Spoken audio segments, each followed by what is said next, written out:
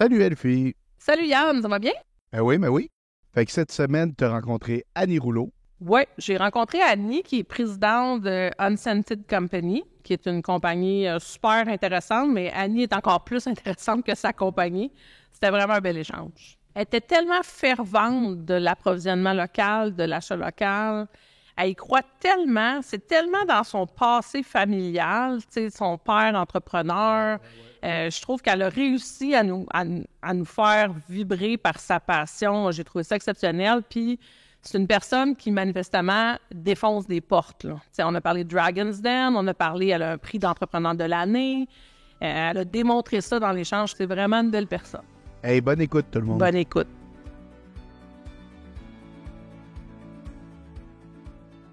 Bonjour Annie. Bonjour. Merci beaucoup d'être venue nous voir aujourd'hui au Balado des produits du Québec. Je suis super contente de te recevoir. Nous, on a la chance de s'être rencontrés par le biais du travail. Tu es une entrepreneur qui est reconnue. Tu as même eu plusieurs prix ou distinctions qui t'ont été octroyés récemment. On parle de l'Université d'Ottawa. Tu as été finaliste pour l'entrepreneur de l'année. Bref, ta réputation n'est plus à faire. Donc, je suis contente que tu aies pris le temps de venir me rencontrer aujourd'hui.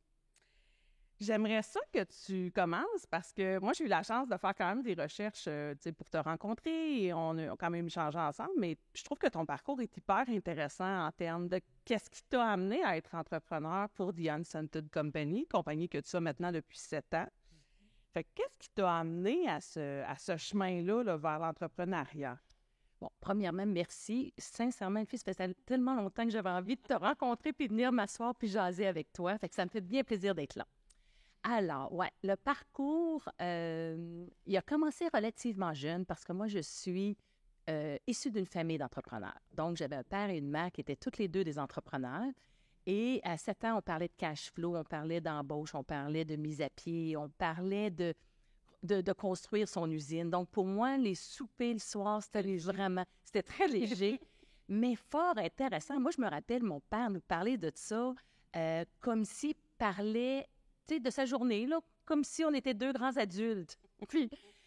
Mais par contre, ce qui m'a marqué, c'est que puis ça, c'est une histoire que je raconte parce que ça l'a forgé l'entrepreneur un peu plus social chez moi. C'est qu'à un très bas âge, mon père était le responsable de les Lions. Il était responsable de la parade du Père Noël dans Saint-Isidore, parce qu'on venait de Saint-Isidore-de-la-Prairie, dans Montérégie. Ma mère était responsable de la FEAS, du théâtre de la ville. Et à un moment donné, on a fait du porte-à-porte pour ramasser de l'argent. Acheter une petite maison de 2500 $. Et en 1975, lorsque les Boat People du Cambodge sont arrivés, on a accueilli à Saint-Isidore une famille de 7 Cambodgiens. Ils ne parlaient pas d'un mot français ou anglais. Et j'ai vu qu'un entrepreneur dans un village, c'était un entrepreneur qui était impliqué dans la communauté. Puis c'est ça que j'ai aimé. J'ai aimé voir mes parents être impliqués aussi. Fait que je savais que j'étais pour devenir un entrepreneur, puis je savais que j'étais pour devenir un entrepreneur qui avait un impact dans la société. Donc, ça a parti de là, puis vite, j'ai joint l'entreprise de mes parents. Tu avais quel âge quand cette expérience-là est arrivée? Bon, en bas de 12 ans, là. OK. Moi, oui, 10, 11 ans. OK. Tu sais, les moments où c'est assez des moments charnières. Après ça, évidemment, je rejoins mes parents dans l'entreprise. Mon père nous dit, par contre, vous voulez vous en venir chez nous, un bac, minimum. OK. J'ai dit, OK, parfait. Donc, mon frère et moi, on a poursuivi nos études. J'ai fait mon bac à l'Université d'Ottawa en finance. Après ça, j'ai joint mon père dans l'entreprise. Puis vite, 2 ans après, je me suis dit, et nous, on fabriquait de l'équipement pour construire des réseaux électriques. Donc, tout l'appareillage, la quincaillerie de ligne pour des réseaux de distribution et de transport d'énergie. Donc, un principal client, Hydro-Québec. Puis c'est assez important dans le cheminement parce qu'on avait un gros client. Mon père avait son usine d'assemblage au Québec. Il était très, très contenu du Québec. Donc, on va faire la boucle à un moment donné, mais pour lui, on parlait avec André Caillet à l'époque, le président d'Hydro-Québec, et on démontrait justement le contenu québécois dans le poteau électrique. Puis comment que cette technologie-là était exportable en Afrique du Sud, au Maroc, au Japon, parce que Hydro-Québec rayonnait à travers le monde. Et donc, moi, je disais à mon père, j'ai envie d'ouvrir les États-Unis. Il dit, ma fille, vas-y. Moi, ça Avec m'avait quel âge, là? 24, 25 à peu près, 25 ans. OK. Alors, je quitte et on choisit Birmingham, Alabama. Et la raison pourquoi on choisit cette ville-là, c'est qu'un de mes principaux concurrents, pas concurrent, excusez, c'était un fournisseur d'aluminium. Donc, la fonderie d'aluminium sont dans le sud des États-Unis et située à Birmingham, en Alabama. Donc, mon père et moi, on s'est dit, tant qu'à y être, on va se rapprocher d'un de nos fournisseurs, on va payer moins de transport. Donc, c'était très, très, très pragmatique. Donc, je me suis installée du jour au lendemain à Birmingham. J'ai ouvert une petite usine d'assemblage. J'ai parti la business. Évidemment, mon père était à Montréal. Là, il m'accompagnait là-dedans. J'ai demandé, je dis, papa, pourquoi tu viens pas me voir juste un petit peu, voir comment ça marche? Il arrive à Birmingham et je vous avoue, l'été, il fait à peu près 48 degrés. Sur le tarmac de l'aéroport de Birmingham, mon père est débarqué. Il a repris l'avion 1 heure et demie après et s'est revenu au Québec. Il dit, non, c'est trop chaud pour moi, ça.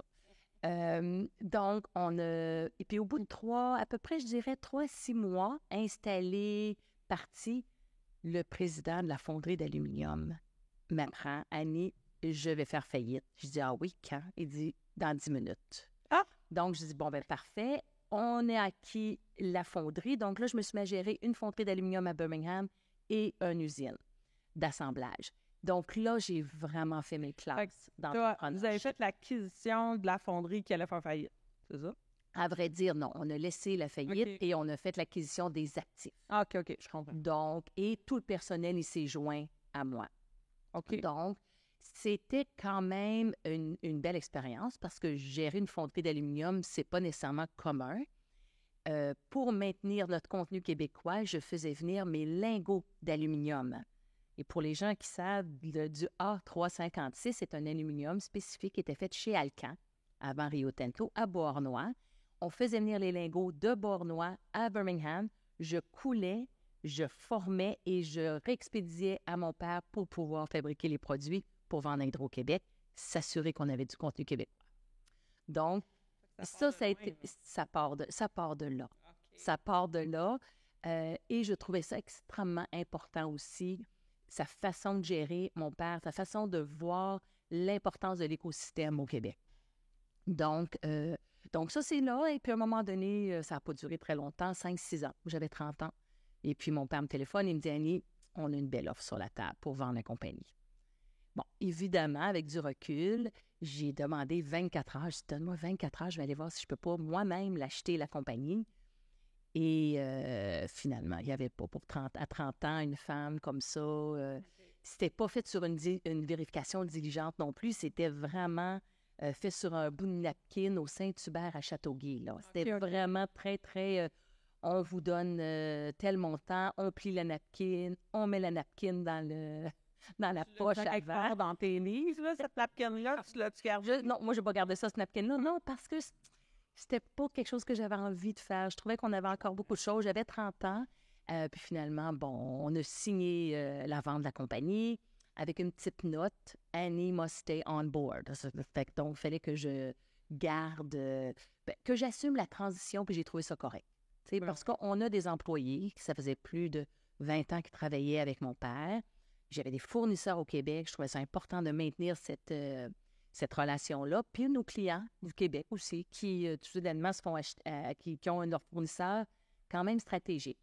Et donc, j'ai assumé la transition, puis je leur ai dit aux propriétaires américains de Chicago, je vais partir quand la transition va être transparente. Quand on ne verra plus rien, mais assurez-vous, je vais quitter un jour parce que je pense que mon sang entrepreneurial va prendre le dessus. C'est ça, au bout de 4 ans. Je suis allée à Chicago, puis j'ai dit, là, c'est fait. Je pense que la transition, elle est faite. Vous pouvez commencer à chercher un nouveau président pour le Canada. Et donc, j'ai quitté. Et puis, je me suis retrouvée à être sans emploi du jour au lendemain et de partir faire le tour du monde. Parce que c'est ça que tu voulais, toi.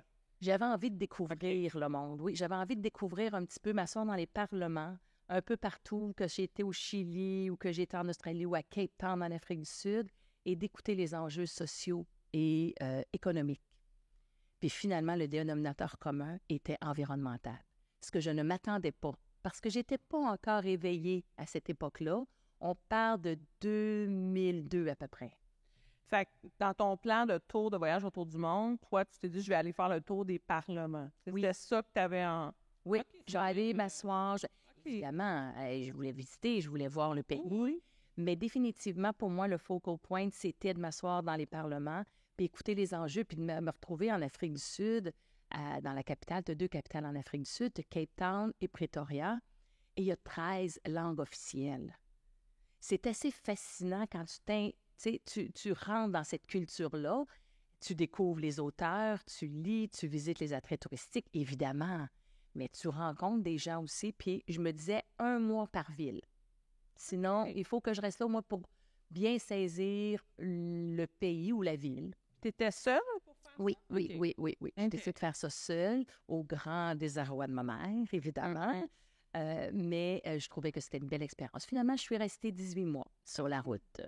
Et c'est à ce moment-là, en Australie, quand j'ai plongé le Great Barrier Reef pour aller voir un petit peu l'état des coraux, où là, je me suis dit, parfait, je vais ouvrir une entreprise, je vais bâtir quelque chose qui va avoir un impact positif sur l'environnement. Je ne savais pas c'était quoi encore, j'avais aucune idée du produit, mais avoir l'état des coraux, l'érosion sur le bord des plages parce qu'ils enlèvent toutes les arbres. Donc, le sable, la terre va dans l'eau et empêche le soleil de bien rentrer dans l'eau, ce qui fait que ça tue les coraux, l'augmentation de la chaleur de l'eau.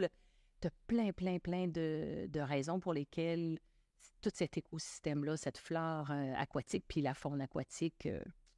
Fait que c'était ça qui a été le déclic. Moi, ça a été le déclic, oui. Mais tu savais pas ce que tu allais faire? Pas du tout. OK. Puis on est en 2002. Là, on vient, là, je suis en 2004 à peu près. 2004. Oui. Puis Unsended Company est arrivé en 2016. Exactement. Fait que tu as 12 ans là, derrière. Oui, j'ai 12 ans derrière là. Oui, Unscented a été lancé en 2016, mais moi, j'ai parti la compagnie en 2011. OK. Donc, entre 2004 et 2011, j'ai travaillé pour la Fondation Lucie-André Chagnon. M. Chagnon, qui avait Vidéotron, a vendu Vidéotron et a convaincu d'une entente avec le gouvernement pour maintenir les impôts qu'il devait payer et bâtir une superbe une œuvre de charité. Okay. Donc, la Fondation Lucie-André Chagnon. Et ils avaient acheté le Commensal, qui était une chaîne de restaurants végétariens. Et ils voulaient que je vienne faire de la consultation pour voir un petit peu comment développer cette chaîne-là. Ce que j'ai fait. Je me suis joint à eux. Je suis restée avec eux un bon 4-5 ans, mais entre-temps, j'ai eu des enfants et j'ai décidé de m'en occuper. Rester à la maison et d'en profiter pleinement. 2, oui. 2? Oui, aujourd'hui, 16 ans et 14 ans. Ah, on s'en occupe encore pas mal. On s'en occupe pas mal. D'ailleurs, ma fille, elle atterrit dans 1 heure à l'arrivée de Paris. Ah, une semaine. Bon, wow, super, ouais. Fait que pas mal occupé. Fait que pendant que tu es au commensal, tu commences... où tu t'occupes de tes enfants dans cette période-là. Tu ris aussi de Unscented Company. C'est quoi le déclic de Unscented Company? Tu l'as eu en voyage sur ce que tu voulais faire, mais le produit lui-même, je comprends pas que je ne l'avais pas eu avant, mais je suis intolérante aux fragrances. Donc, déjà, depuis très jeune, je vis dans des environnements sans fragrance. Je porte pas de parfum. Je fabrique mon propre produit de lessive. Je suis très...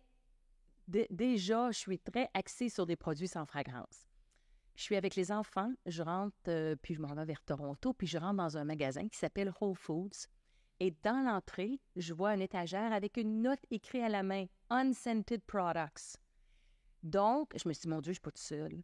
Ils m'avaient tout rapatrié les produits dans une même étagère de différentes marques, mais toute la version sans fragrance. Et les enfants sont relativement jeunes, ils ont 2 ans, 3 ans, et là, je me dis, non, mais c'est pas possible. C'est exactement ça qu'il faut que je fasse. Il faut que j'aille des produits de lessive pour eux autres, pour leur linge, leur basinette, le liquide à vaisselle pour leur biberon. Peu importe, là j'étais comme partie. Puis quand l'idée est arrivée, The Unscented Company est arrivé dans ma tête, c'était clair comme l'eau de roche.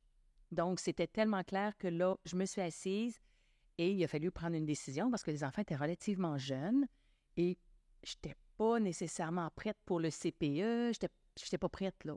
Et donc, on a pris une décision de couple où mon mari est resté à la maison avec les enfants. Et ils m'ont permis de me retirer puis de réfléchir à bâtir cette entreprise-là. Parce que c'est sûr que ça se passe à deux, ça. Il fallait que j'aie un partenaire qui accepte puis qui me supporte là-dedans. Puis d'emblée, c'est une entreprise, aujourd'hui, déjà, on parlait du fait que tu as le vent dans les voiles depuis le début. Et le vent dans les voiles étant pas la bonne expression parce que c'est comme le vent vient tout seul. Alors que il y a beaucoup d'efforts derrière ça. Là, au niveau de la distribution aujourd'hui, tu me dire, Unscented, c'est des produits sans fragrance. Oui. Tu as combien de produits? Unscented, c'est une gamme de produits pour la maison et pour le corps qui est exclusivement sans fragrance, qui est évidemment naturel et biodégradable. Donc, on joue dans cette terre-là et qui est conçu pour réduire notre empreinte de plastique. Pourquoi? Parce que, en bout de ligne, je suis une entreprise de savon. Une entreprise de savon, par définition, ça génère beaucoup, ça contribue au fléau environnemental et ça génère beaucoup de bouteilles de plastique à usage unique. C'est pas juste votre bouteille d'eau, c'est votre bouteille de shampoing, c'est votre bouteille de liquide à vaisselle. Donc, pour moi, c'était ça. C'était le fruit de mes années de réflexion, de mon voyage, où je me suis dit, bon, cette entreprise-là, je vais pouvoir faire un meilleur produit, plus sain, plus biodégradable, sans fragrance, pour moi, mais en même temps, je vais revoir le contenant pour justement réduire au maximum notre empreinte de plastique collective. OK. Collective.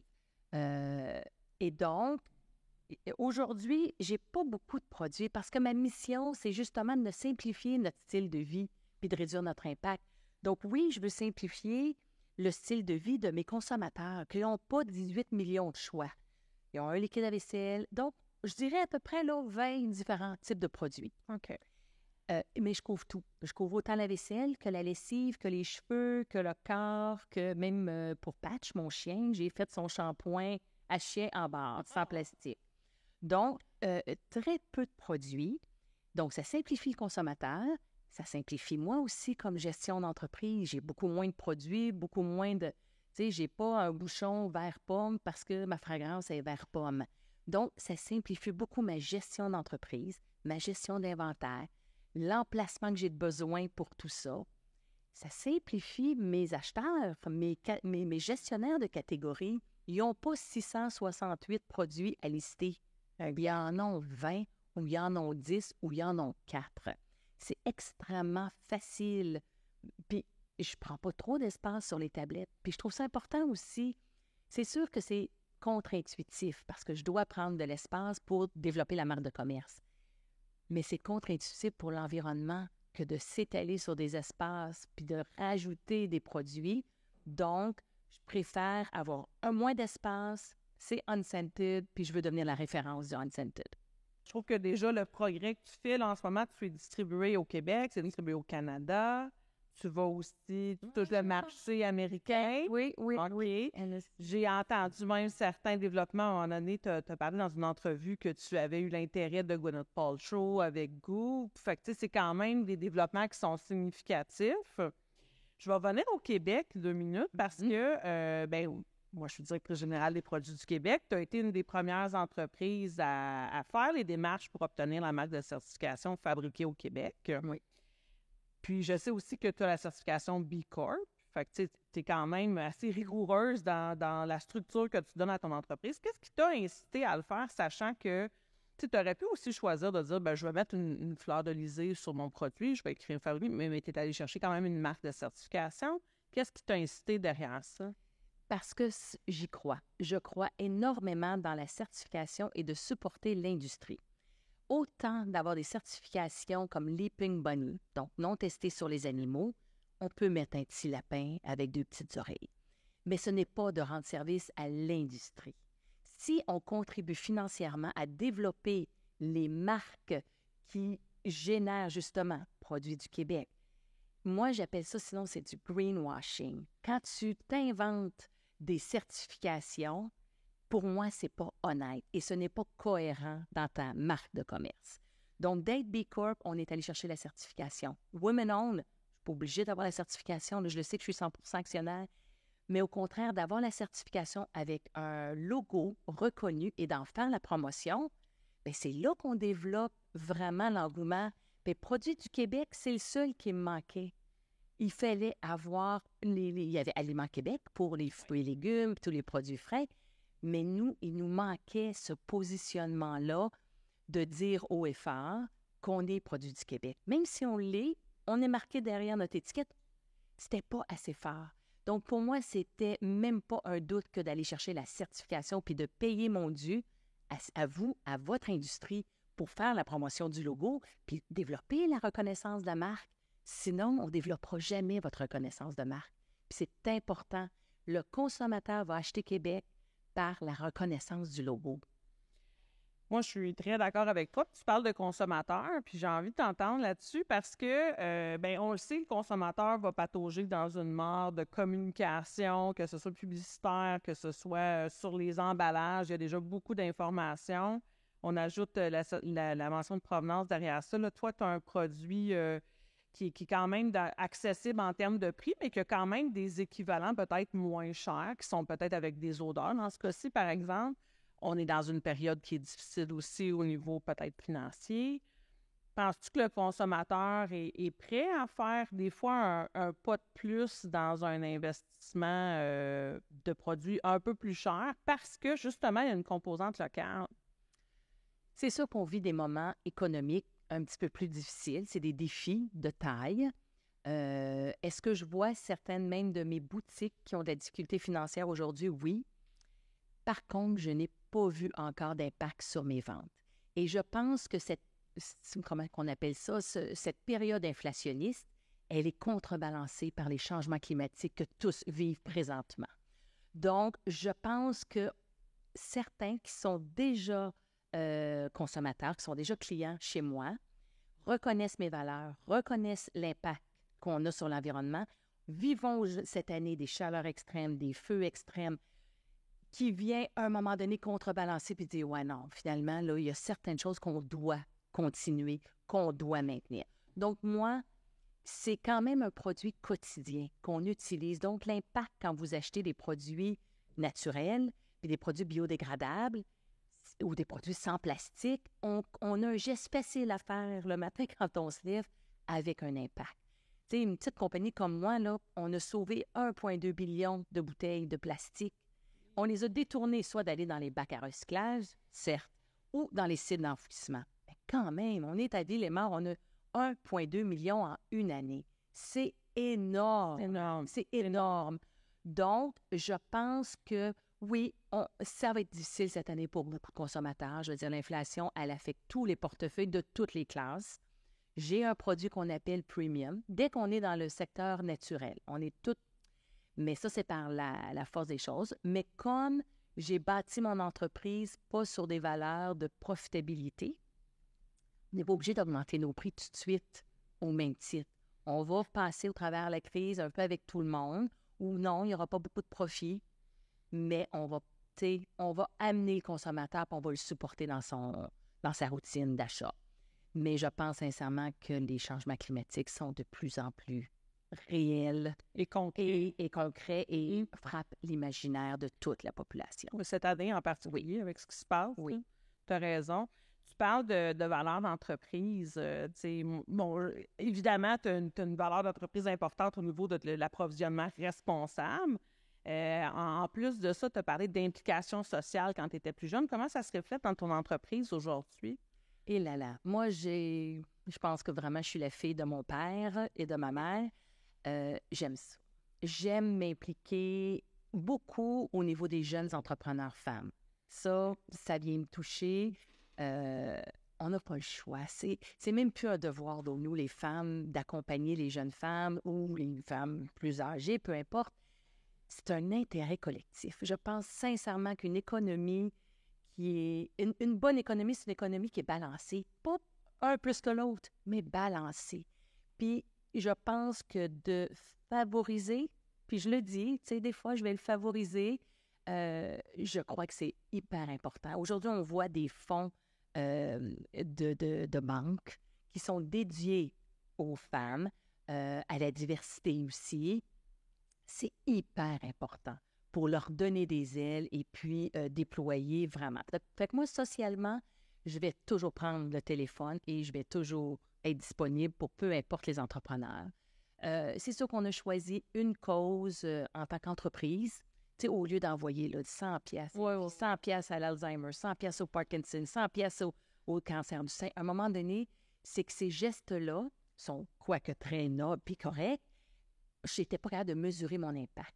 Puis là, ça me donne quoi de faire ça si je ne suis pas capable de mesurer l'impact? Donc là, on a choisi Share the One, Partageons l'espoir, qui sont à Pointe-Saint-Charles, donc 5 minutes à côté de Villemort.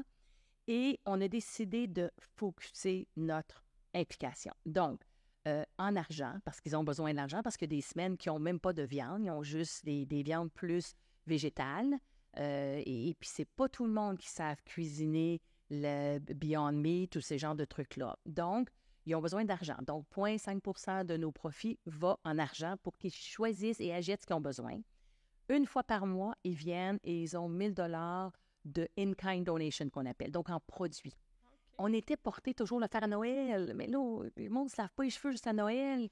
Donc là, on s'est dit, OK, non, tous les mois, on est mieux répartir la banque alimentaire en produits. Et il y a un programme de volontaires obligatoire. Donc, ce n'est pas du volontariat, c'est obligatoire. Tout le monde doit faire 20 heures par année, chaque employé. Et moi, je croyais d'aider beaucoup Share the Warmth avec ça. Donc, Stéphanie, qui est la directrice générale, écoute, elle dit à Annie, sachant que j'ai unscented tant par semaine, un employé, 4 heures, moi, ça vient de me sauver toute la planification de mon bénévole. Ah, ben bravo, bravo. Ben non, toi. Quand les gens reviennent de ces 4 heures-là, l'impact qu'ils ont et qu'ils ont eu chez eux, ils en parlent au souper, ils en parlent à tout le monde. Ah, moi, j'ai vu ça. Ça a changé la dynamique de l'entreprise. Donc, c'est vraiment quelque chose que j'encourage les entreprises à faire. Quand on donne de son temps, ça change le monde. Ça change le monde, puis dans un contexte où, tu sais, le recrutement est difficile, c'est difficile de créer une marque employeur qui se différencie autrement que par les dollars. Je suppose que les implications comme ça, qui viennent souder ton équipe aussi, de travailler pour une même cause, ben bravo, je trouve ça vraiment exceptionnel. Je pense que tu as tout à fait raison. La rétention de talent, mais l'attraction de talent aussi passe par mes certifications produits du Québec. Et ça, on s'en cache pas. Les gens aiment et se sentent valorisés quand ils travaillent pour des entreprises d'ici, de chez nous, passe par la certification B Corp, quand les gens savent que l'entreprise fait un geste pour l'environnement et la communauté. Et puis certaines, j'ai beaucoup de femmes dans mon bureau, 90 % passent par la certification Women Owned. Donc, oui, je pense que la marque employeur aujourd'hui doit se différencier que par juste des salaires. Bien, tu le fais bien. En tout cas, moi, je trouve ça un super bel exemple que tu apportes aujourd'hui. On a parlé d'approvisionnement responsable. Tu vas parler d'approvisionnement responsable dans ton enfance, même de par ta famille. Actuellement, je pense que je ne me trompe pas, tu as déjà une certaine, peut-être pas une règle nécessairement, mais tu as déjà 85 % de tes fournisseurs qui sont à moins de 500 km de ton... Comment tu as fait pour mettre tout ça en place? Moi, j'entends parfois que c'est compliqué, c'est pas nécessairement disponible. Comment tu as procédé pour mettre ça en place? Écoute, j'ai pas beaucoup de mérite parce que j'ai jamais cherché ailleurs. Okay. Donc, c'est pas comme si j'étais éveillée, puis pourtant, je suis allée en Chine, je suis allée au Mexique, je suis allée dans plusieurs places où j'aurais pu, mais je pense que j'ai vu à l'étranger des buildings, des édifices désaffectés où on fait pousser des champignons avec les sprinklers qui leur tombent dans le cou dans la noirceur dans des pays en développement. Je me suis dit, mais non, mais c'est pas possible. Donc, je pense que mon tour du monde m'a fait réaliser aussi les conditions dans lesquelles la population devait travailler. Et moi, ça venait pas me rejoindre dans mes valeurs. Donc, j'ai jamais cherché. J'ai parti mon entreprise tout de suite sans y penser puis dire, bon, bien, qui est-ce qui fait ça au Québec? On va le trouver. Il y en a qui le font au Québec. Est-ce que j'ai retardé la profitabilité? Absolument. C'est vrai, c'est plus cher. Mais je pense qu'ensemble, avec mon fournisseur, on est capable de trouver des solutions. On grandit ensemble. Il est le premier à vouloir réduire ses coûts parce que là, il commence à trouver ça intéressant, les quantités qui arrivent. Moi, je bâtis mon volume. Bien, lui, il réduit ses coûts parce qu'il achète aussi en plus grande quantité. Donc, c'est des partenariats. Fait que non, moi, je n'ai pas trouvé ça particulièrement difficile parce que je n'ai pas connu autre chose. J'ai parti l'entreprise comme ça, puis aujourd'hui, j'ai passé à travers la pandémie parce que j'ai 80 quelques %. Et c'est un indice de performance. Donc, c'est un indice de performance que je calcule chaque année. Ça fait partie de ce qu'on appelle les indices de succès d'être certifié B Corp. Donc, pour moi, c'est l'économie locale. Donc, 84 Je vais-tu baisser à 78 à un moment donné? Absolument, parce que j'ai un produit qui vient de la France, qui, là, est devenu top ranking. C'est lequel? C'est les pastilles lave-vaisselle. Ah, OK. Mais je suis en pourparlers avec eux pour rapatrier la machine et le fabriquer au Québec. Donc, peut-être que je vais partir de 78 à 98, mais c'est toujours chaque décision que je prends, je dois inclure cet aspect-là d'augmenter localement mon produit. Absolument. Ça fait partie de mes valeurs. C'est intrinsèque chez moi, comme être certifiée femme woman-owned, comme on appelle ça en français, certifiée, mon Dieu, Provenance féminine. probablement, là, mon Dieu, j'ai toujours dit woman-owned certified. C'est bon de l'être, mais c'est encore meilleur de savoir qui, parmi mes fournisseurs, ils sont certifiés woman-owned aussi. Donc, on était 12 C'est pas beaucoup, mais on commence à le calculer. Entreprise détenue par les femmes. Merci beaucoup. Ben oui, Entreprise détenue par les femmes, c'est ça. Puis là, t'en as, fait que 85 de tes fournisseurs, ça représente à peu près combien de fournisseurs que t'as? Tellement. OK. Je dirais une dizaine, une quinzaine, maximum. OK. Puis pour les trouver, t'as-tu passé par des parties prenantes comme Investissement Québec ou t'as vraiment parti, toi, de ton côté, t'as fait... Non, mais je trouve ça quand même assez incroyable. Premièrement, je ne suis pas chimiste. Comme j'ai dit, j'ai étudié en finance. C'était pour ça que je voulais le dire dès le début, parce que souvent, les gens vont penser qu'on est chimiste quand on fabrique des produits. La seule chose que j'ai fait, j'ai pris le téléphone et j'ai appelé l'Ordre des chimistes du Québec pour trouver un chimiste. OK. Donc, et eux m'ont suggéré 3 chimistes que j'ai rencontrés et que j'ai interviewés et que j'ai choisi un. Et à l'époque, c'est Jean-Marc Bouchard. Avec lui, on a bâti les formules avec mes critères. Et puis après ça, de fil en aiguille, lui connaît quelqu'un qui connaît quelqu'un et j'ai bâti, moi, à partir de lui, ma business. Donc, lui m'a apporté. Puis après ça, je pense que une des qualités des entrepreneurs, c'est la curiosité. Ça doit être une de leurs qualités parce que moi, qu'est-ce que tu veux, je suis curieuse. Donc, je ne m'arrête pas à un nom. Je ne m'arrête pas, c'est le seul au Québec qui fait ça. Non, c'est sûrement pas le seul. On cherche. Puis je prends le téléphone puis j'appelle. Je pogne le téléphone. Puis c'est-tu drôle? Puis je veux le dire pourquoi? Parce que moi, je réponds au téléphone. Donc, il y en a d'autres qui répondent au téléphone puis qui sont prêts à vous aider. C'est un très bon message. Fait que là, tu as une quinzaine de relations fournisseurs au Québec, différentes composantes de tes produits. Oui. Tu l'as dit, c'est plus cher. Est-ce que c'est plus cher pour la quasi-totalité de tes composantes de produits si tu les faisais, par exemple, à l'extérieur, ou c'est vraiment, globalement, t'en retrouves plus, t'en trouves moins? Comment c'est? Écoutez, moi, je pense qu'il ne faut pas regarder le prix d'une composante sur un bon de commande. Ton prix de composante comprend ton transport, comprend les délais, comprend justement les grèves à Vancouver où ton produit est pris. Il y a des coûts à ça aussi. Donc, non, je ne peux pas dire que c'est... Oui, au début, la profitabilité, elle a été retardée, mais aujourd'hui, on est capable de retrouver un seuil de profitabilité puis de faire du profit, parce que c'est important d'en faire. Je ne suis pas contre le profit. C'est important d'en faire, mais non, je pense que je le regarde avec une beaucoup plus grande horizon. Pas horizon, c'est pas le bon terme, mais c'est holistique. C'est toutes les étapes. Puis pour moi, ça a un coût, ça.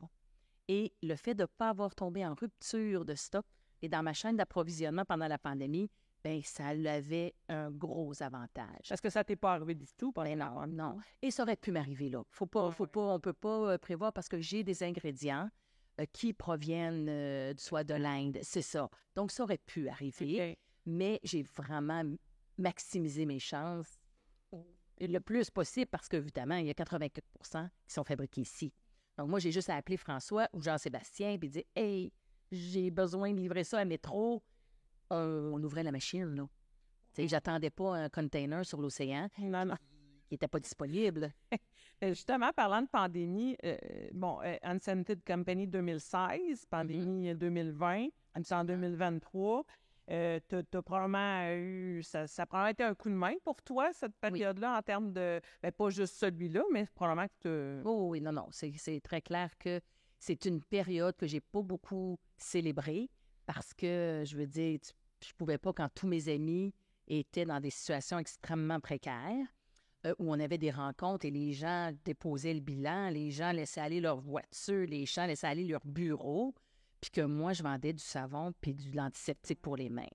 Donc, je n'ai pas vraiment célébré cette période-là, mais ça nous a permis de se concentrer sur la croissance. Parce que je n'étais pas distraite avec des voyages, des trade shows, d'être sur la route. J'avais juste à m'occuper de la croissance. Et donc là, ça m'a permis de bien structurer ma business. Et j'en suis reconnaissante aujourd'hui, malgré que ce n'était pas une période agréable à passer. Moi, dans mon entreprise, ça m'a effectivement permis de grandir rapidement, puis de voir si j'avais un modèle d'affaires qui était pour perdurer dans le temps. Bien, ça va bien. Ben là, Moi, je regarde un peu...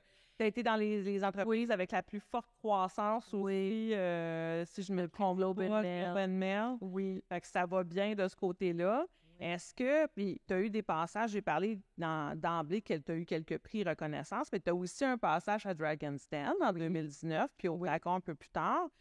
Probablement que ça a été des tremplins importants aussi pour toi dans ton développement. Je pense que la pandémie est venue tout simplement confirmer. Tu sais, à un moment donné, tu arrives à un point tournant, là, ce qu'ils appellent le turning point, est arrivé au bon moment, mais j'étais déjà, justement, j'avais bien préparé le terrain en 2019 quand ils m'ont téléphoné pour venir faire le Dragon's Den, parce qu'ils m'ont téléphoné suite à un article. Tu réponds. Je réponds au téléphone toujours et j'adore quand c'est des clients. Mais quand Dragon's Den m'a téléphoné, je me demandais pourquoi ils m'appelaient, mais ils ont dit, ben oui, mais tu viens de signer Go avec Gwyneth Paltrow, donc on trouve ça intéressant, viens faire Dragon's Den. Et donc, c'est comme ça, puis genre, sincèrement, le fille, je voulais pas le faire. J'écoute ces émissions. Non, mais j'écoute ces émissions-là, j'ai des boules dans le ventre parce que je trouve ça épouvantable ce que l'entreprise se fait dire. Ils ont mis leur REER, leur maison, puis ils se font dire que leur business n'a pas d'avenir. J'ai dit, ils ne peuvent pas me dire ça. Et un petit secret, j'ai pas eu beaucoup de gens qui m'ont encouragée sur ma marque de commerce. Tout le monde disait, ben voyons donc, Annie, The Unscented Company, ça n'a pas d'allure. Tout le monde veut avoir de la lavande et du citron dans les produits. Donc, d'avoir des produits sans parfum, je faisais pas du tout. Non, il y avait personne qui croyait dans mon business. Mais t'avais-tu fait une étude de marché? Ben non, voyons donc, j'avais pas d'argent pour ça. Je le faisais parce que c'était comme moi qui avais envie de faire ça. J'avais pas envie que ça sente les pamplemousses dans mon bureau ou les chutes du Niagara. Je savais qu'il y avait un marché et je voulais une entreprise qui était niche. Parce que je ne suis quand même pas pour aller compétitionner Tide. Chez P&G, j'ai pas du tout les reins pour ça. Je ne suis pas assez solide pour ça. Donc, je me dis, OK, dans ce cas-là, il faut que je reste focus. Il faut que j'ai une business niche. Je vais rester dans le sans-fragrance. Parce que toutes ces autres entreprises-là, ils ne peuvent pas promouvoir le sans-fragrance. Il faut qu'ils promouvoient leur Spring Fresh fragrance. Le développement de produits passe par les fragrances. Le développement, et c'est la partie la plus difficile. Et moi, la partie difficile, c'est que ça ne sente rien. Ça, c'est difficile parce que tous les ingrédients sentent quelque chose. C'est à base de noix de coco, à base d'huile d'avocat. Il y a toujours une petite odeur, mais moi, il faut que j'arrive à neutraliser l'odeur. Mais celui qui fait les fragrances, là, c'est difficile. Là, ça vient de la France de Grasse, je pense. Développer des fragrances, c'est extrêmement difficile. Mais tout le monde me disait, non, Annie, ça ne marchera pas ton affaire. Parce que tu as un produit, tu leur dis, des produits naturels. Ça mousse pas puis ça lave pas. Et c'est sans fragrance. Ben là, si ça sent pas le citron dans ma cuisine, ça marche pas. Puis ma femme de ménage, elle veut que ça sente quelque chose parce que sinon, elle a l'impression qu'elle n'a pas fait le ménage. Puis là, tu me demandes de venir remplir la bouteille. Ben là. Fait que là, j'avais comme 3 strikes direct en partant. Et finalement, tu sais, le fait d'aller à Dragon's Den, je me suis dit, ça va comme confirmer tout ça. Fait que oui, je me suis rendue à Dragon's Den, j'ai fait mon pitch, puis ça a été le début d'une belle aventure. Puis comment tu t'es sentie là, pendant ce pitch-là, qui était déjà que tu voulais y aller? Je peux-tu te dire que c'était l'horreur? C'était l'horreur parce que j'étais extrêmement nerveuse. Je suis descendue les marches et puis pour dire la vérité, j'ai un trou de mémoire sur mon nom, j'ai un trou de mémoire sur le nom de la compagnie, j'ai vu des spots blancs et je me rappelle de me dire dans ma tête, je fais-tu semblant de tomber sa connaissance pour pouvoir m'en sortir? C'est ça, je vais en trouver une excuse. Je me cherchais et je me rappelle de me dire, non, Annie, franchement, les enfants vont penser quoi? Je me rappelle de me dire ça, puis là, je suis devant eux autres, là, puis je vois des spots. Et finalement, je m'en suis sortie de ma torpeur Et puis, écoutez, quand on fait ces affaires-là, tu es 5000 pitchs à travers le Canada. Ils choisissent 100 pitchs. Wow. Les 100, ils vont prendre uniquement 75 pour les passer à la télé. Donc, c'est quand même assez rigoureux comme processus. Et donc là, je me suis dit, après mon pitch, je ne passerai pas dans les 75, on est bien, c'est correct. Ben, finalement, non, j'ai passé.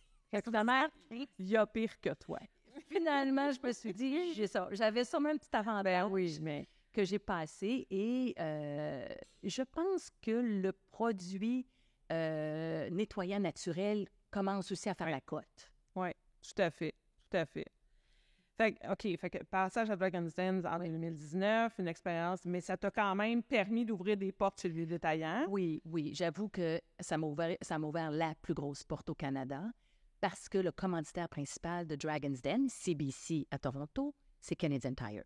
Et donc, Canadian Tire, au lieu de remettre un chèque aux gagnants, parce que, à ceux qui signent des deals, parce que c'est ça, ont décidé de faire les choses autrement. Ils ont suivi l'équipe de CBC, une petite équipe de Canadian Tire. Ils les ont suivis et ils ont décidé de choisir 2 pitchs pour les aider à grandir. Et j'ai été un de ces 2 pitchs-là. Donc, moi et une compagnie de bancs de bébés. Ah! Et donc, le président, Greg Higgs, je suis allée le rencontrer et il m'a tout simplement surpris en me disant « Annie, on va distribuer tes produits à travers le Canada. » Et j'ai regardé Greg Higgs et je lui ai demandé « Mais pourquoi? » Parce que vraiment, je n'étais pas connue. Et il m'a répondu en anglais et il me dit « You're B Corp certified, you're Women-owned certified, vous êtes fabriqué localement et vous êtes des produits naturels. » Là, je me suis dit « Oh! » Bien, lui, il voit quelque chose que même moi, je n'avais pas saisi. Je n'avais pas commencé à cocher ces petites cases-là. Lui, ils avaient coché, puis il a dit, sur nos tablettes, on a besoin de produits locaux, on a besoin de produits plus naturels. Puis bon, c'est un bonus, Women-owned puis B Corp. Comment ça se passe avec Canadian Tire? C'est mon meilleur détaillant. OK. Le plus gros client. Ce sont des gens d'un professionnalisme. C'est les meilleurs détaillants que je trouve au Canada. Sont des gens extrêmement respectueux de l'entreprise locale. Ils sont là vraiment pour t'aider à grandir. Okay. Puis ils te rencontrent régulièrement, on fait des revues d'affaires avec eux. C'est vraiment extraordinaire. Puis tu sais, je me demandais, on pouvait s'en parler avant notre podcast, mais qui c'est qui achète mes produits chez Canadian Tire? Je me suis dit, mais qui? Mais finalement, ce sont des gens qui vont à la pêche, à la chasse, qui vont faire du camping, qui n'ont pas envie d'avoir des petites bébites sur eux autres ou ils font fuir les chevreuils. Tout à fait. Par leur fragrance. Fait que finalement, ben oui, toi, on a un marché chez Canadian Tire. Puis le nom de ton produit est assez clair quand même. Oui. Il est anglophone. Oui, absolument. C'est-tu quelque chose qui a été long dans la réflexion de choisir ce nom-là? Et ça a été extrêmement long, extrêmement délicat. Ça a été une marque de commerce qui a été déposée au Canada et aux États-Unis. J'avais une marque qui s'appelait OH avant. Okay. Et je me suis dit, bien, parfait, je vais garder OH pour le Québec, qui ne signifie pas grand-chose. Puis même avec la loi 96, aujourd'hui, ça ne serait pas nécessairement accepté. Mais elle est enregistrée. Donc, je suis allée l'enregistrer au Canada, je suis allée l'enregistrer aux États-Unis. Et je me suis dit, bon, OK, le Québec, on va garder OH, mais tout le reste, ça sera une scented company. Premier client que je signe s'appelle Bulk Barn. Ah, oui. Bon, pas très 300 magasins à Toronto, dont à peu près 75 au Québec. Et donc, The Unscented Company s'est retrouvé ses tablettes en 48 heures. Ah, bon. Et donc là, j'ai maintenu le parallèle pendant 1 an et j'ai bien vu que Unscented dépassait OH largement au Québec. Là, je me suis dit, c'était les mêmes produits avec des marques différentes. J'avais la même, oui, c'est la même bouteille, le même produit. Pareil. Mais c'était juste mon étiquette. Okay. Avait OH, donc il n'était pas ni francophone, ni anglophone. Et puis, bon, finalement, ça a été déclassé tout de suite. Donc, j'ai abandonné OH. J'ai maintenu ma marque de commerce en anglais. Les gens ne savent pas. Aller chercher la certification faisait partie de ça aussi, de crier haut et fort qu'on était du Québec. J'ai un engagement au Québec. J'ai un engagement avec mes fournisseurs. J'ai un engagement en tant que personne impliquée dans mon industrie. Est-ce que je reçois des bêtises? Oui. Bon, on en reçoit. Je compatis, je sais que c'est difficile, mais je pense que mon engagement de développer la marque à travers l'Amérique du Nord, le rayonnement passe par le nom. Puis quand Gwyneth Paltrow est arrivée au Québec et qu'elle a demandé spécifiquement de me rencontrer, puis je me suis dit, bien, qu'est-ce qu'elle veut? Et elle me dit, wow, le nom est tellement clair que c'est pas une marque de commerce, c'est un positionnement. Tout à fait. Fait qu'elle, elle voulait detox her home. Donc, je me suis dit, OK, Annie, je le sais que c'est difficile au Québec, mais je vais en assumer ma pleine responsabilité. Puis, on va le développer, puis on va faire rayonner une belle entreprise du Québec à travers l'Amérique du Nord. Wow. Donc, c'est ma cause et je défends ma cause de cette façon. Tu la défends très bien. Ça défend très bien. Et là, comment tu vois, comment tu vois l'utilisation de la marque de certification fabriquée au Québec à l'extérieur du Québec? C'est-tu quelque chose est-ce que tu penses plus pencher vers Canada à ce moment-là? Comment tu penses que ça va être reçu? Je pense que là, on est en plein processus de faire ce déploiement-là au Québec. Ouais. De voir la réponse, de voir... le Québec est une super terre fertile quand on teste tous nos concepts. Parce qu'on est vraiment des entrepreneurs au Québec, parce qu'on est bien établi. Donc là, ce qu'on a fait, on a choisi certains de nos détaillants, puis on a mis le logo. La marque en valeur. Absolument. On a mis la marque en valeur, on a mis votre logo en valeur et on a vu des résultats qui sont clairement significatifs. Et je pense que si on fait notre travail correctement, ça va résonner au siège social qui est à l'extérieur du Québec, de plusieurs grandes chaînes. Mais je pense que si on s'en va tout de suite développer l'extérieur du Québec, sans avoir bien fait nos devoirs à l'intérieur, sans amener le détaillant vers le siège social, dire, écoutez, là, regardez, il y a vraiment un impact réel quand on fait une bonne identification en tablette, de dire que ce sont des produits de chez nous. Donc là, ça a été notre stratégie. On a choisi Canadian Tire. On choisit de faire des posts avec les grandes bannières de pharmacie, les grandes bannières d'épicerie, la petite indépendante aussi. Nous, on l'a mis maintenant dans tous nos catalogues et nos présentations marketing. Donc, le logo est déjà établi. C'est un peu, il ne faut pas une transition, parce qu'au début, je n'étais comme pas sûre. Je mets-tu le Canada? Je mets-tu le Québec? Est-ce que l'Ontario, le Vancouver, ils sont prêts pour ça? Donc là, le fait de le dire haut et fort au Québec, ça s'en va vers le siège social. Et doucement, c'est dans notre plan marketing. Donc, c'est dans notre présentation. On va y aller doucement, puis on va recueillir les commentaires. Mais je pense d'assumer d'où on vient, ça a une valeur ajoutée. Tout à fait. Je pense qu'il faut... Tout à fait. Faut pas non plus... il faut y aller. Moi, je veux y aller de façon quand même douce. On va aller tester les eaux. On va aller voir. Mais c'est comme n'importe quel produit. J'ai pas tous les mêmes produits aux États-Unis qu'au Canada, là. Il y a des produits selon le marché. Mais moi, je pense que de savoir que c'est un produit fabriqué et conçu au Québec, en Californie, c'est très bon. C'est très bon au Texas. C'est très bon, là. On a vraiment une marque, que ce soit Québec, mais aussi le Canada. On a des marques qui donnent une qualité, qui met de l'avant un produit sécuritaire. Bien, nous, on était un peu curieux de le savoir parce que, tu sais, il y a des entreprises, parfois un peu comme la tienne, qui exportent tout ça à l'extérieur du Québec, qui se disaient, bien, est-ce que le logo produit ou fabriqué ou encore conçu au Québec va vraiment m'aider? Fait qu'on est allé quand même le tester. Oui. On a demandé aux consommateurs, tu sais, par le biais d'un panel léger marketing, à savoir si le logo avait un impact neutre, positif ou négatif sur l'acte d'achat. Puis on a fait la même question avec notre logo produit du Québec puis le logo fabriqué au Canada. On leur a demandé la même question. Et quand on combine, je dirais, l'aspect neutre et positif, c'est à peu près pareil, Canada et Québec, que tu sois aux États-Unis ou encore dans le reste du Canada. Fait que, tu sais, c'est vrai qu'il faut y aller. Je pense que tu as raison de dire qu'on y va progressivement. Mais, tu sais, des fois, on a tendance à penser que le consommateur va le prendre parfois négativement. C'est pas tout à fait ce que ça nous dit. Je pense qu'on s'en va vers là. Tu fais bien de le faire comme ça, mais juste te dire, des fois, quand on le valide, ben on a l'information, une information fiable. D'accord. Et je veux dire, on fait des foires commerciales à Toronto, à Vancouver. On est fiers de dire que ça vient du Québec. Et ça se perçoit, ça se discute. On est francophone, on a tous des accents. Donc, les gens savent qu'on vient du Québec. Donc, doucement comme ça, puis après ça, on va intégrer le logo. Puis, ça va se faire naturellement. Mais je pense qu'au Québec, il faut développer la marque. Il faut développer le logo fort.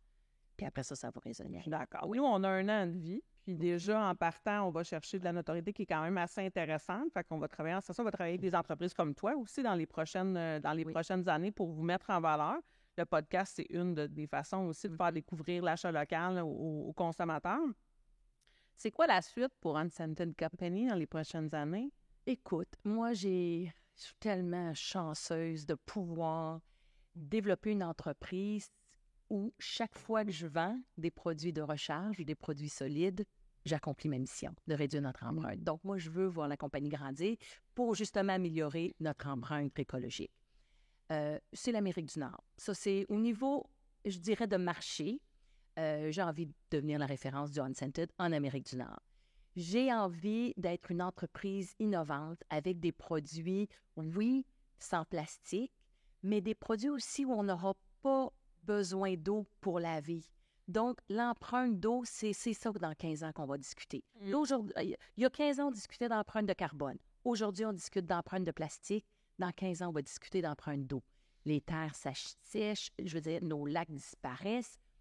Il faut trouver des produits, il faut développer des produits qu'on n'aura pas besoin d'eau pour se laver les cheveux, pour laver notre vaisselle, pour laver la lessive. Je ne sais pas comment ça se fait, mais c'est ça qu'il faut faire. Donc, j'ai envie de penser à ça, j'ai envie de penser à de l'innovation. Là, concentrons-nous, on réduit le plastique, puis on réduit à la base de la fabrication des produits sans eau. Donc, on développe comme ça, mais je pense qu'on peut réfléchir autrement. Fait que c'est ça les prochaines années d'Unscented. Puis tes enfants, ils ont-tu la fibre entrepreneuriale? Oui, les deux.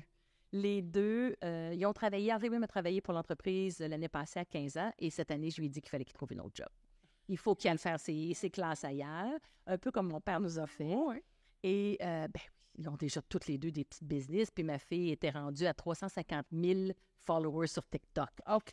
Oui, elle avait 11 ans, elle comprend, oui. De par sa créativité, Oui, quand même. mais puis il nous voit aller. Je veux dire, je suis comme mon père et ma mère. Je peux pas croire, mais je leur parle de business tous les soirs. Une petite affaire, une anecdote qui est arrivée. Ça, c'est sûr qu'on va parler de ça au souper ce soir, puis de notre podcast, puis qui j'ai rencontré, puis comment c'est important le Québec. Puis, non, oui, c'est deux petites fibres entrepreneuriales. Puis avec toute ton énergie, ta fougue, tes enfants, ton entreprise, est-ce que tu dors aussi? Mais moi, là, si j'ai pas mon 9 heures, mon mari dirait 10 heures, je ne fonctionne pas. Oh, wow. Ouais, non, je dormir. Oh oui, ben il faut. Je pense que c'est ma santé mentale. Ben, c'est De bien dormir. Mais il faut, mais tu sais, c'est non, mais là, peut-être comme ça paraît qu'on en fait beaucoup, mais je veux dire, c'est équilibré. Et je veux dire, la conciliation travail-famille, c'est pour les entrepreneurs aussi. Je suis d'accord. Puis je veux dire, je suis pas plus occupée que toi, Elfie, sincèrement. Okay. Je veux dire, on verra nos agendas. Je peux te le dire qu'à un moment donné, moi, j'ai un garçon on en discutait, qui est dyslexique, dysorthographique, TDA.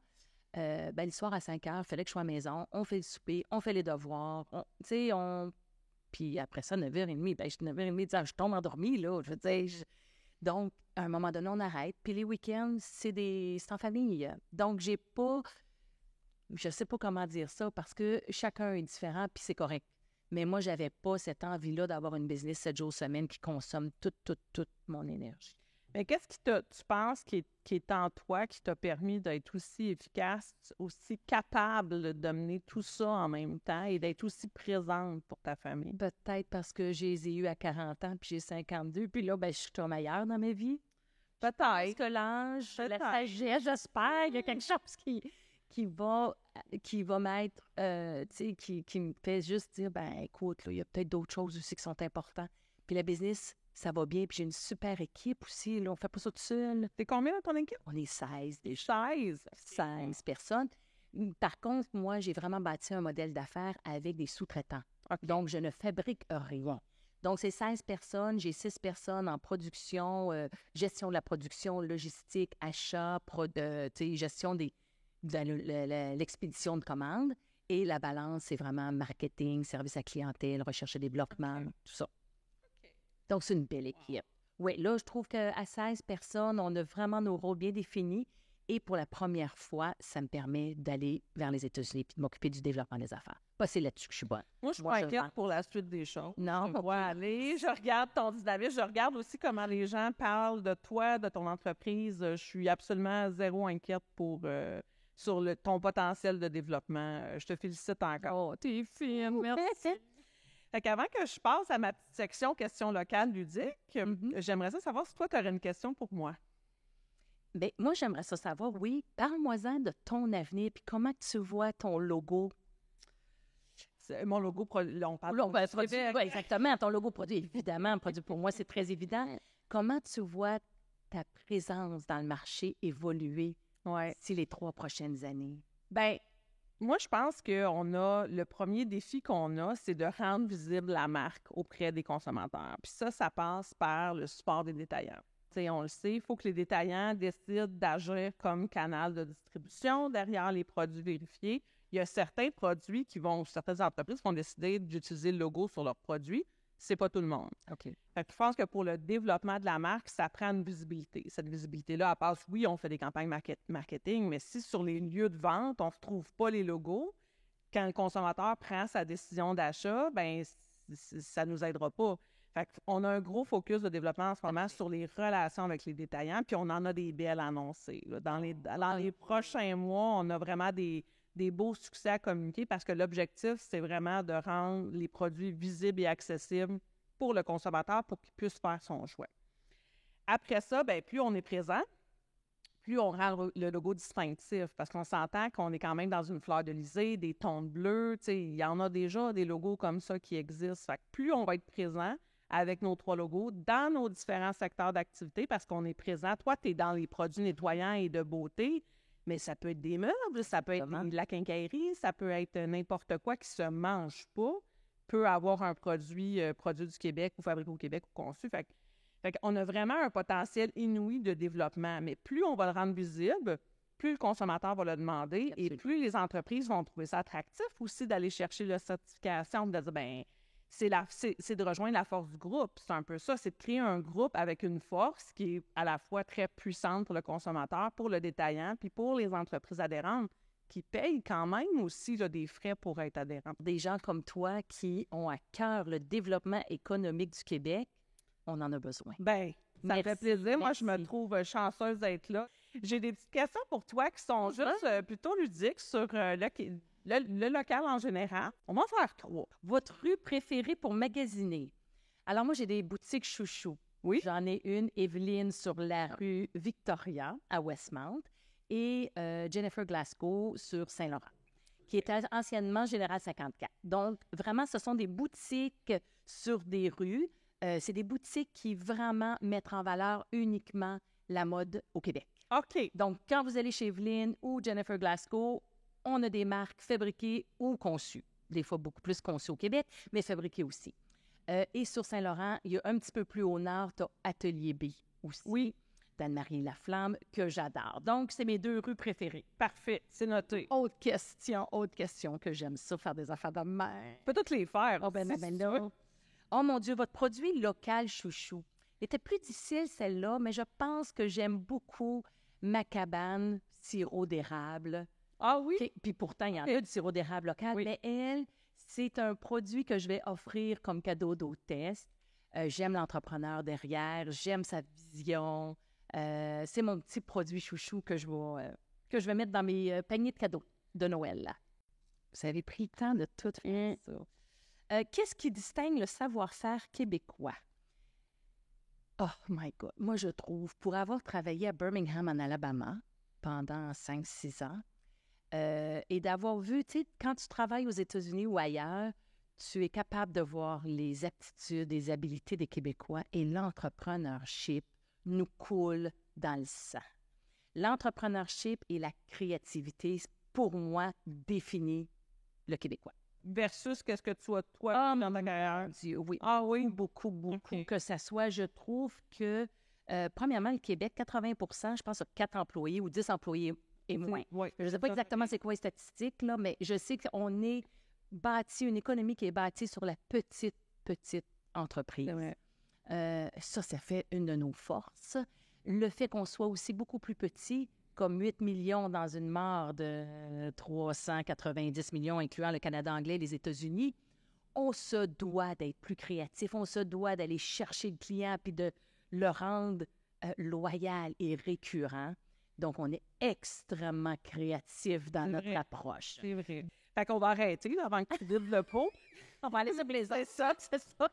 Merci beaucoup, Annie, d'être venue aujourd'hui, me parler avec passion de qui tu es, de ton histoire, de ton parcours, de ce que tu fais pour l'économie locale. Je trouve ça incroyable, sincèrement. Je te remercie énormément. Merci à toi.